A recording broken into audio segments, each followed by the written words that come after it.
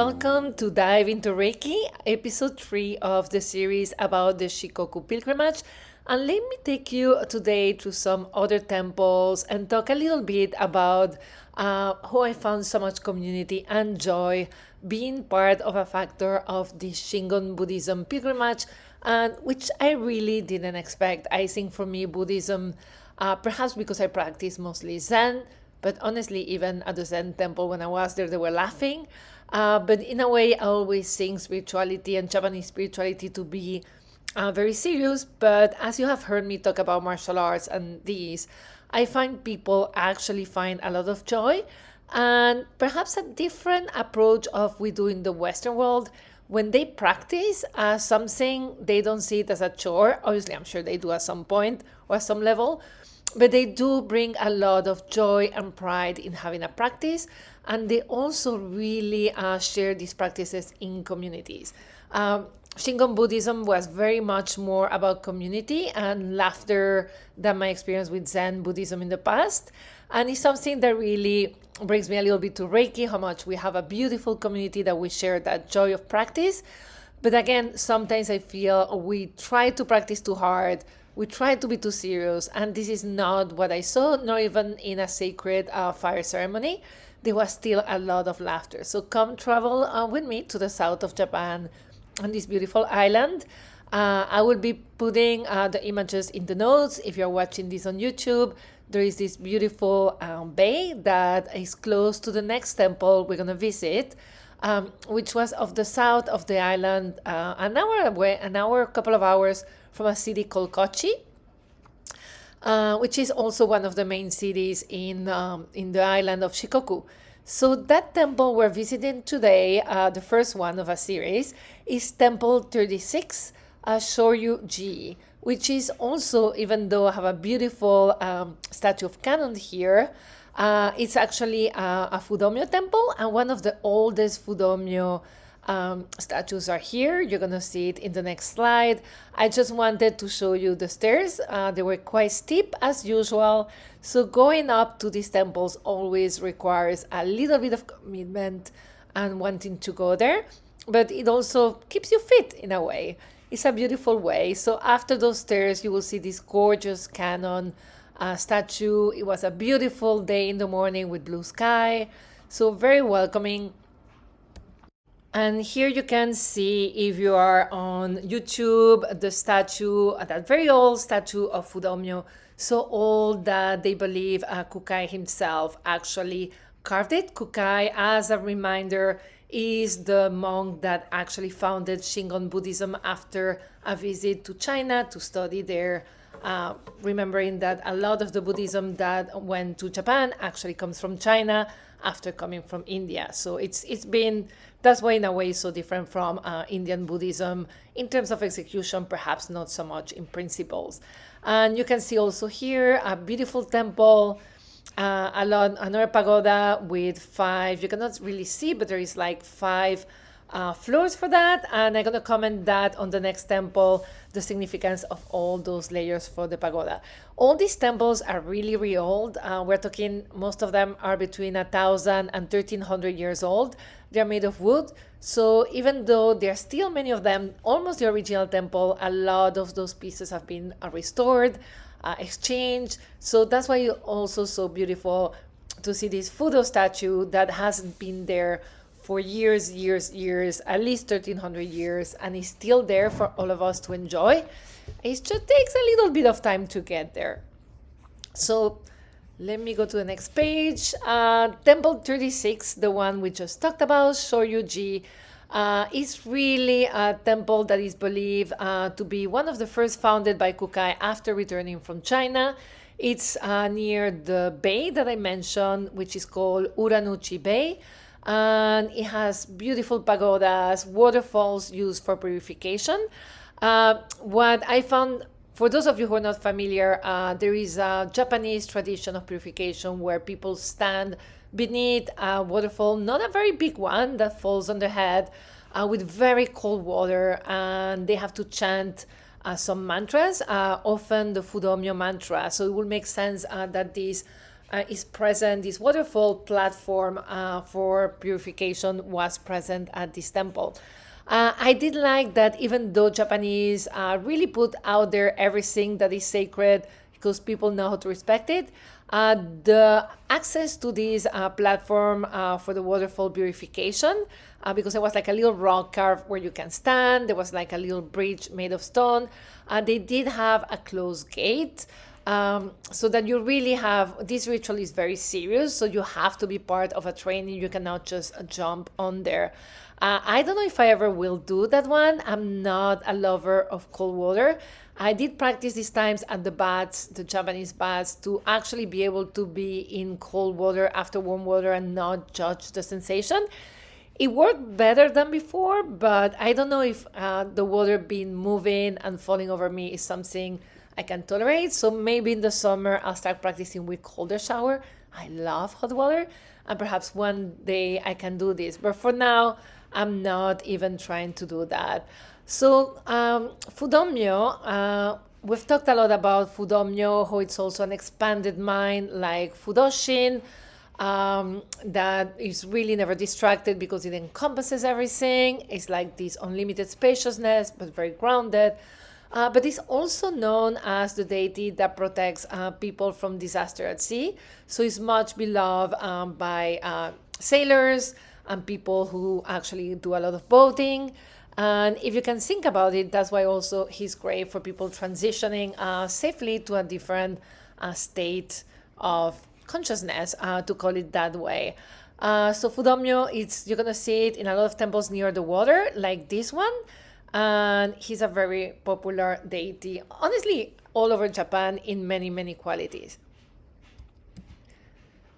So from that temple, the following day, I went to a temple called Chikurin-ji, Temple 31.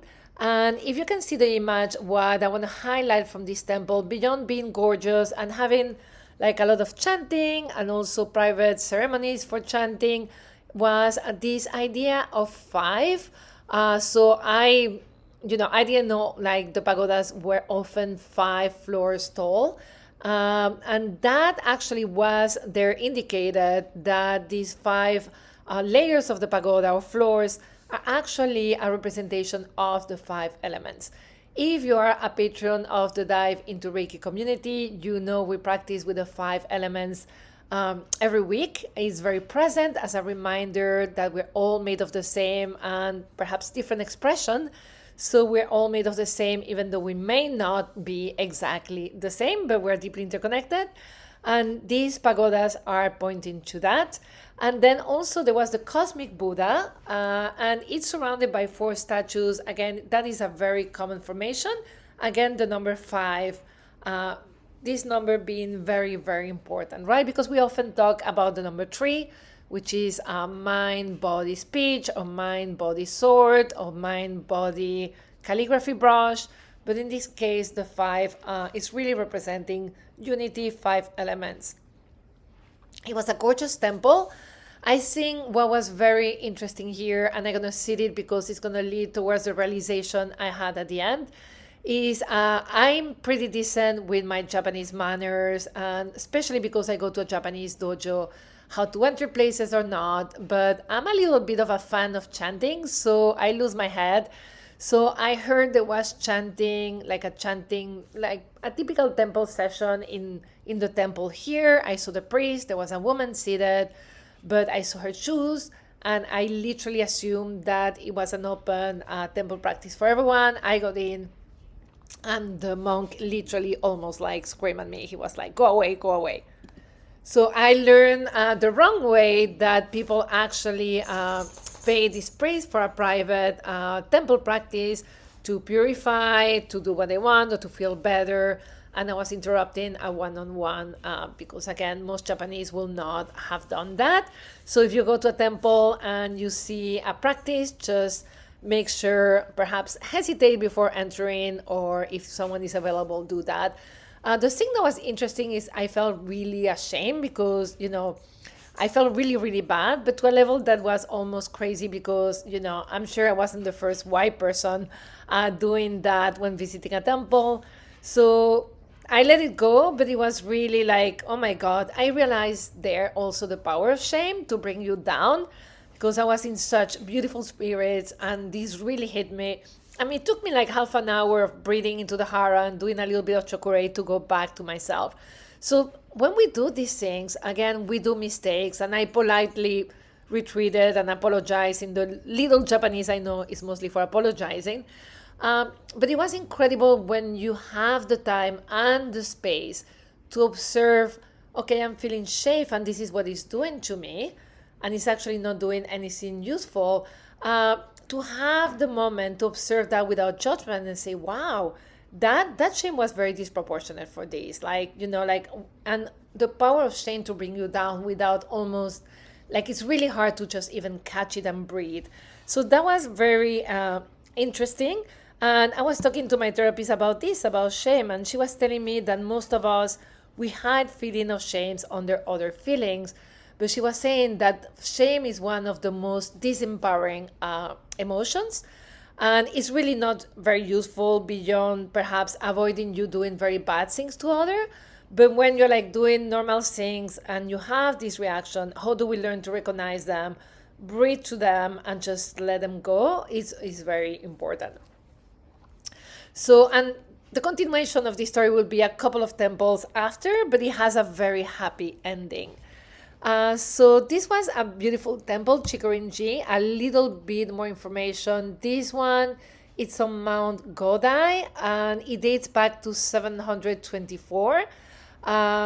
It was founded by a monk called Gyoki, and it's really surrounded by beautiful mossy paths, trees. Again, as I mentioned, that beautiful 5-story pagoda, which is one of really most well, or the best kept in the pilgrimage, is very beautiful. And the main deity in this temple is the Bodhisattva of wisdom. Again, a lot of wisdom in this pilgrimage. Remembering that Fudomi is also a king of wisdom. He's just a little bit more active. And then when you visit this temple, you're really seeking clarity of mind, improved judgment, and academic success if you're a student. But if you see that inside, that feeling, that clarity of what shame was doing to me came at this temple. And it was really a beautiful experience, but also there is an amazing series of gardens. They're not really, perhaps they're Zen gardens, they're called Edo period because they are the period from between 1600 and 1800s, where they really did a lot of the arts in Japan. They're gorgeous. You just go there and sit, and it just transforms your soul. It's a beautiful thing. So after the shame came the joy, just sitting in here. Again, the power of joy, of seeing something beautiful, of feeling blessed, really helped with that shame to drive it away. So our next day was finally, after a week of like, we're fine with the jet lag, we're more rested. We went to our first temple stay. There are not that many temples stay in the pilgrimage. From the 88 temple, I think less than 20% you can stay. They have what they call the shokubo, which is where like a little hotel or like place where you can sleep. Sensuchi is temple 75, is actually the biggest one, and it has the biggest stay. It's almost like a hotel from the 70s or the 80s. It's quite incredible, to be honest. And Setsuji is also placed in the area where Kukai was born.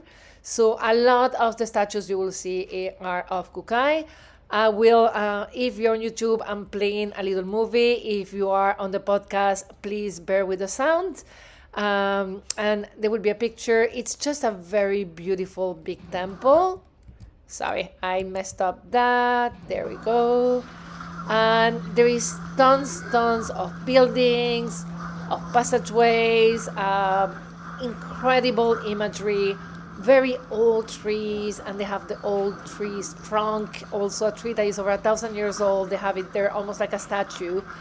They really care for the trees, and a lot of people come here to stay overnight and do the morning practice, because the morning practice starts at 6.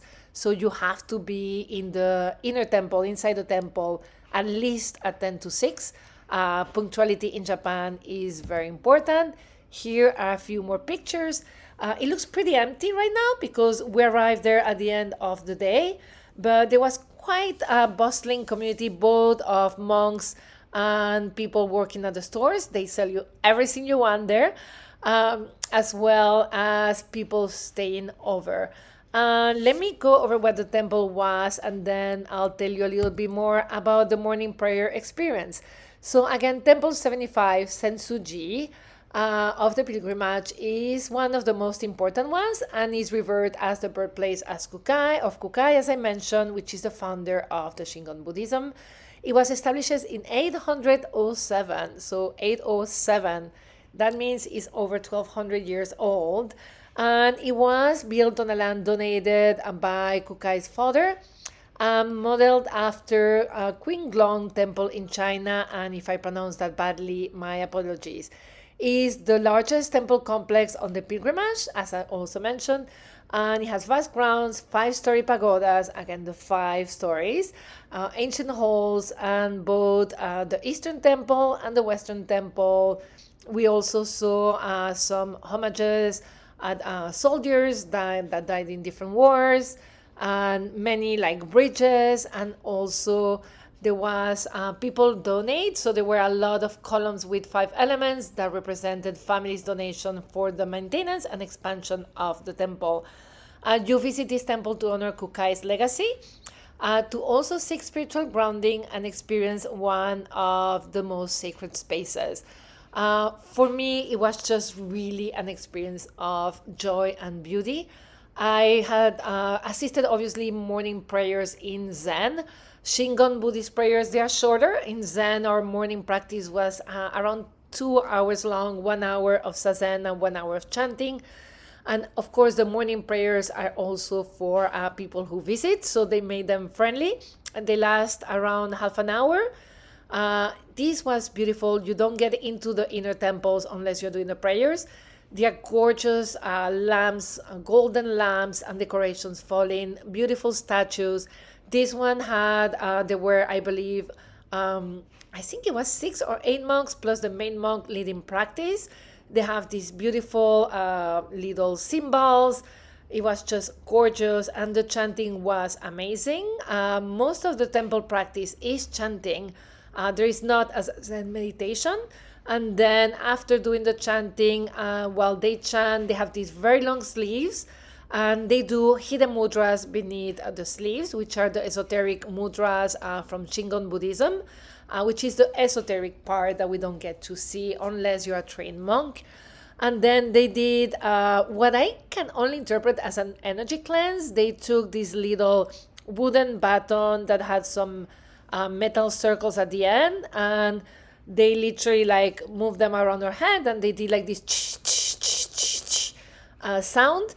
And we were probably around 25, 26 people, probably 6 Westerners, the rest Japanese, a whole community. Again, a lot of elderly ladies and gentlemen from Japan that are traveling, and they're all together, and they are like really enjoying the prayers. They're all smiling. It's beautiful to see.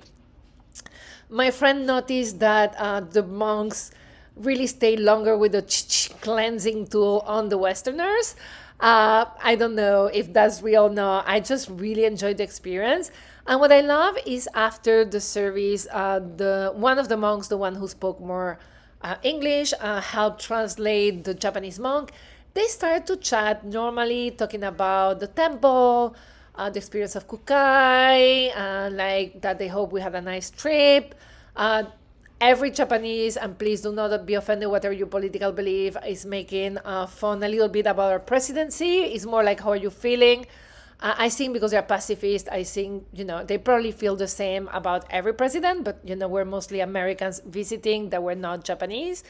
They said it very kindly, and it was just in their own way, the only thing they thought of to connect with us.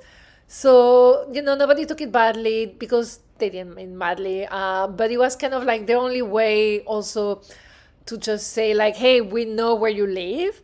Also, to be honest, when we got there, the Japanese economy had been pretty banged by the tariffs and the currency. So obviously that was very top of mind at the moment. But they were really, really normal. They were not behaving like people who have a spiritual practice and they have all this sacred knowledge, which they do. They were really one with us at the same level. And I think this is such a great insight for us Reiki teachers. We're not people who have this serious task of going and save the world. The only chore or obligation, if you want to have it, is to practice with joy. These monks are joyful. They were laughing. They enjoy doing what they do. They enjoy sitting us. And then they sent us downstairs the temple. There is a whole series of almost like a very long hallway, but it's very curvy. It's kind of very strange. And when you arrive at the end, there is a statue said was carved by Kukai, the monk, and that it was in the place where he was born. And they told us, like, be careful, it's a little bit dark. So we let go, in the middle of all these people who are in their 80s and 90s, we go downstairs. And this is not dark. This is like the darkest night you ever seen. Like, I cannot even see like the tip of my nose, my hand, anything. And my mom is very elderly. If she had been there, she will freak out and not move on. These ladies, they started giggling and giggling. So we were supposed to put a hand on the wall that was very smooth and use it to move forward. But because sometimes we literally didn't see the person in front of us, we will like literally like bump into that person. And the reaction was giggling. It was joy. It wasn't fear. It wasn't upset. It wasn't what are we doing. It was just like these people had been in the best ride of their lives. They were walking, and that joy took all the fear of walking into absolute darkness. And again, a beautiful image, right? Like, we are walking in darkness. Fear is going to paralyze you, or you're going to fall because you are just preempting, or if someone bumps you, you're going to react aggressively. But after the first bump, that everybody started giggling. Even though these ladies, I was more scared about their bones than anything else if they fell. It was kind of like a small hallway, so hard to feel. These ladies were giggling. They were having so much fun with each other. They were having the best time. And darkness wasn't scary. It became actually a place of enjoyment. We got to the statue. It was a tiny, tiny statue with a light. Nobody was defined. Well, I'm not saying they were enchanted, but everybody loved the experience. Like, okay, the statue is small. Let's keep moving. And thank God the way out was a little shorter. But there was still a lot of giggling.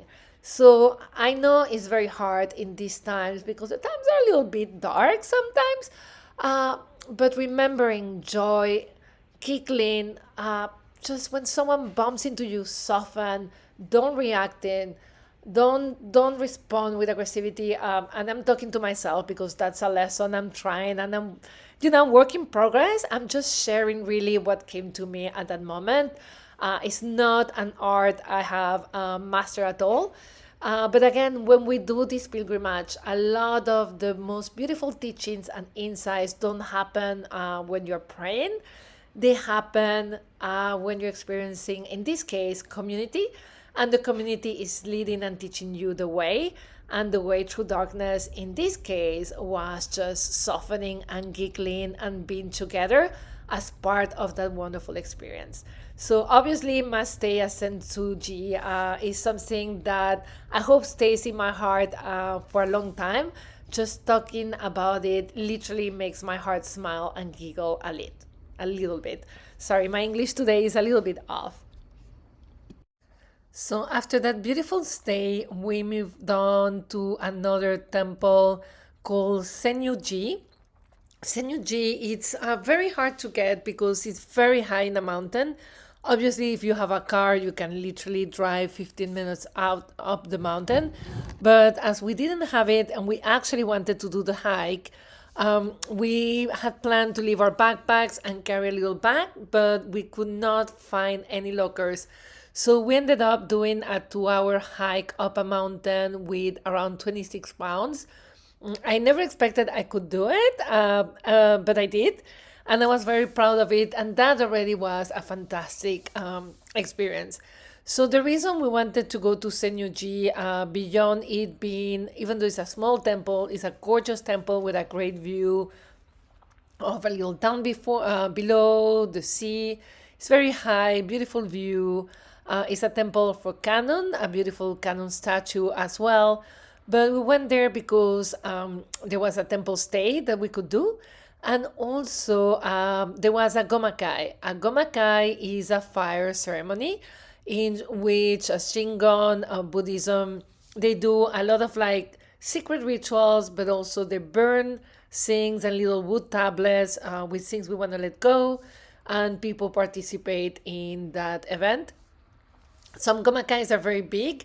In the first temple we went, they were preparing a huge gomakai with elephants made of paper and wood. This was really a small one. It was also raining, so it was situated inside one of the temples. And it was at 7 p.m. We got there around 5. We left our things. We went, of course, to the onsen. And then we had like a very short dinner. And then we went to this tiny temple. And when we got there, there were around 12 grandmas inside. And they were all in seiza, sitting on their knees. And they were like the sweetest people. They made space for us. We were the only two Westerners. There were a couple of Australians, but they didn't come to the Gomakai. I don't think they knew what it was. My mentor always has talked a lot about the Gomakai, so I really, really was excited that our temple stay matched the date of the month where they do the Gomakai, because they do it only once a month. And the temple was busy with all these people because they came all the way from Nagoya to actually participate in the ceremony. And they were lovely. They were two local people. They were teaching us how to use the little wooden thing that they used at the previous temple to do the cleansing. And they teach us how to use it. And they were very lovely, welcoming, very nice, especially because my friend again speaks a little Japanese. And because we knew how to sit in seiza and do some of like Japanese manners, how to bow and all of that. And they were very welcoming. The priest came in a car and he literally came in and started doing the ritual. He said, hi, hi. We made the space. And he started doing the ritual, burning, doing some chants that I didn't know. Well, most people chanted the same temple practice. And at least some of the elements of the temple practice, like the Heart Sutra, the Fudomyo mantra, the Light mantra. And he was burning and burning inside this tiny temple. It had like a metal roof, so it would not get burned. And it was beautiful, but I had high expectations, which always, when we say like when we are receiving a reiki or an attunement, the expectations can get in the way. I think expectations got in the way of the Gomakai. It was beautiful, but it was so human. Some of the grandmas were taking phone calls and talking to their grandchildren, like, I cannot talk right now, I'm in the Gomakai. On the altar, there was sake, there was ramen, there were all these things from everyday life there in this beautiful, very old temple. And that made it like, okay, this is just a community coming together to burn things, to let go. But it really felt like a community event about coming together, doing a cleansing together, and sometimes, taking a phone call together. I love that the priest really, like, he will keep on doing his ritual without distraction.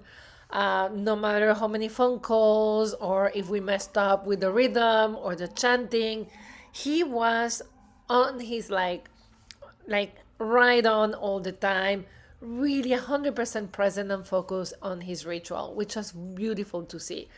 And again, he had these white sleeves. He did a lot of mudras we couldn't see. And then when it ended, he actually was very lovely. And again, one-to-one, obviously he was very tall for a Japanese and he was standing because there was no more room to sit. We were like all squeezed in.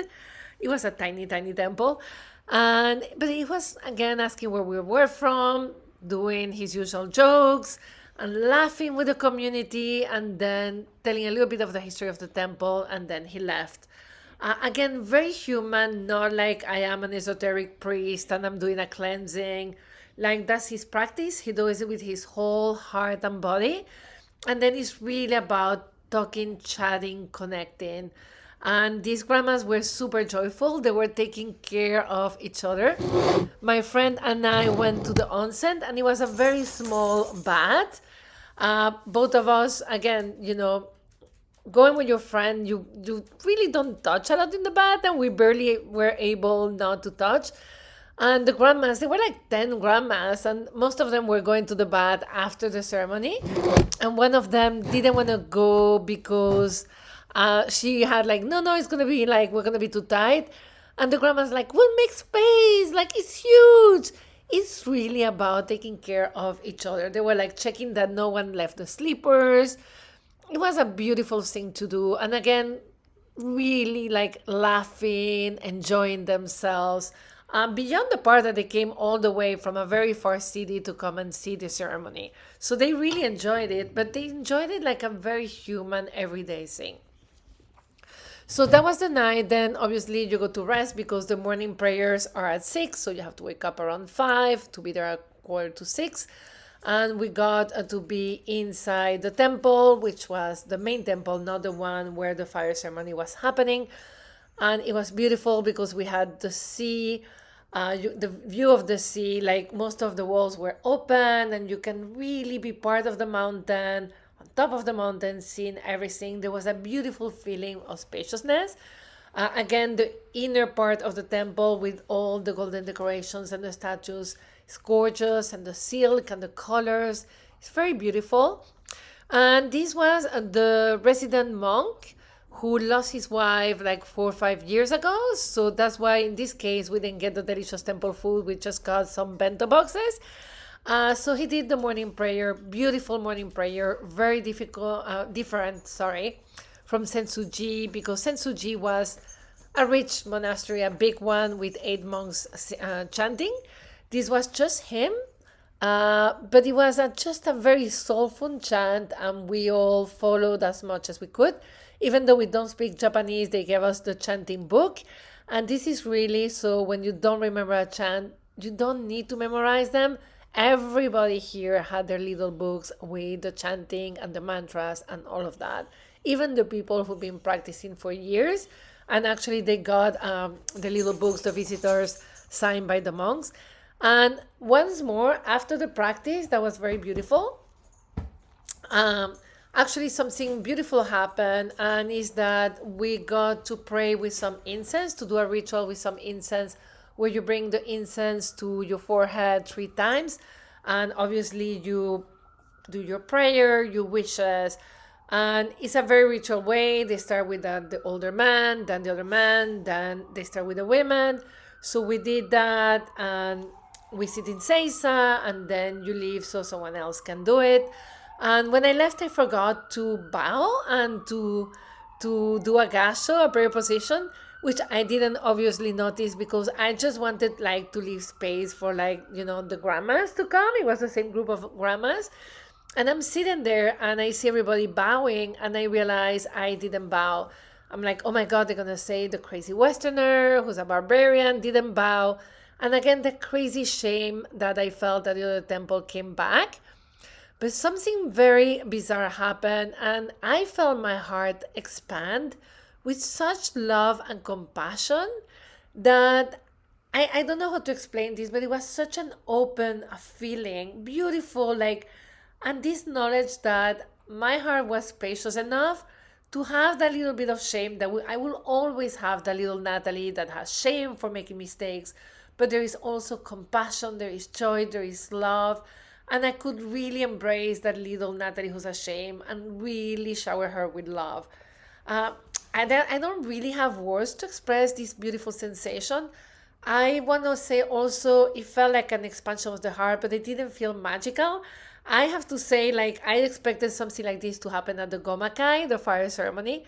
It didn't happen with the prayers. It happened after, when we were there just doing our own prayers, in the community with the circle, and perhaps feeling that joy and that loving kindness from this group of grandmas there as well, and their beautiful prayers. So I felt during this trip that the healing came when I least expected all the time. And I just found it very, very beautiful. And I wanted to share that, especially about that part that sometimes we want to take parts away from us that we don't like or that make us uncomfortable. And some parts of us may never change. We may always have a little bit of shame or competitiveness or a little bit paranoia, whatever it is that we may have. But that doesn't mean that's all we are. We have everything else inside of us. And the more we work to be grounded, to open our heart, to create more inner spaciousness, the less those qualities will, disturb us. They'll be there and they will be giving us the message they need to give us because, there are different voices of wisdom. But we have space enough to never lose that love and that joy no matter what. Like, we can have many emotions at the same time. It's very hard, again, to put into words what I felt. It was one of the most moving, kindest, loveliest sensations and insights that I've had. And again, it didn't feel like a shower of energy. It felt very human, very normal. And I have to say, it's also helped shift my life. So it wasn't just an insight, it really was a beautiful shift, but it was a soft shift. I always called this trip wasn't life-changing, it was really life-enhancing. And often now, when I'm a little discouraged or in a dark place, I close my eyes and bring back that feeling. I bring back that moment in the mountain. I go back in my mind to that beautiful temple, and I can feel the energy right now. I'm literally feel like I'm glowing and smiling as I tell you that story. So to close about this temple, Senyu-ji, Temple 38 of the Shikoku Pilgrimage. Again, it sits high on the mountain, which is Mount Sakurei. It's around 300 meters above sea level, and that's why we have beautiful views of the part of that is close to the coast is called Imabari, and there is a bunch of tiny islands in front of them. I don't think they have people there because they're really tiny. And according to the tradition, it was founded by Ochi no Morioki at the request of the Emperor Tenji in the 7th century. So it's really, really old. It's like 1400 years old. The main deity, which is called Honson, Honson means main deity, is Senyu Canon. So again, as I mentioned, the beautiful canon, and this time is the variation of canon that has 1,000 arms. Some canons don't have they have the little heads above the head, but this one is the 1,000 arm, and obviously she stands for compassion. And she's said to have been carved by a dragon girl who emerged from the sea. Take that with a grain of salt. Basically, people or pilgrims go to Senyu-ji to seek mercy, protection, and relief from suffering while enjoying one of the most beautiful and scenic views from all the temples. And I have to say, yes, that feeling of heart opening, kindness, soothing, loving beautifulness, that experience really was a relief from suffering, the suffering from shame, and it did feel like a very merciful gift that was given to me. After that, we kept visiting other little temples, some in the pilgrimage, some that were just literally from other religions, mostly Shinto shrines. We also had lots of beautiful meals, laughters, but this is really, for me, where the pilgrimage ended. And also, I know the pilgrimage has to be from 1 to 88, but as you can see with this story of healing, we did it in the order we were meant to do it. Given that we had 10 days, we got all the gifts that actually we were not expecting. We were just wanted to really have a break from everyday life, to hike, to visit the temples, and to eat. And we got way more than we expected. And in a more everyday life, beautiful life, Japanese people were so kind everywhere we stayed, and serving the meals, everything was done with so much care, so much presence. A quiet joy is not the image we have of joy ourselves. It's just a really beautiful joy. Even again, the practices, the chanting, you feel that is coming from almost like they have a globe of light in their belly that is kickling. So I hope you enjoy this series of podcasts about the pilgrimage. The podcast will be back, perhaps not with a very strict schedule, just having interviews. A lot of the focus will be how we use our spiritual practices to face a little bit everyday life now that sometimes it can be challenging either by the cost of living, the amount of work, the lack of work, or sometimes just the news, or if you are in an area that may be suffering from war or violence. So really having those conversations to see who can inspire us to live with a little bit more peace in our hearts, and knowing that the more at peace we are ourselves, hopefully that will ripple out. Any questions, as usual, you can reach me through my website, diveintoreiki.com. And you can also check more of the practices that are inspired by this trip and my other trips to Japan, as well as my Reiki practice at the Patreon. So that will be patreon.com /dive into Reiki. And you can always reach me also on Instagram at Dive Into Reiki. Thank you so much, and until the next episode, which is a conversation with my mentor and friend Francine. Besos!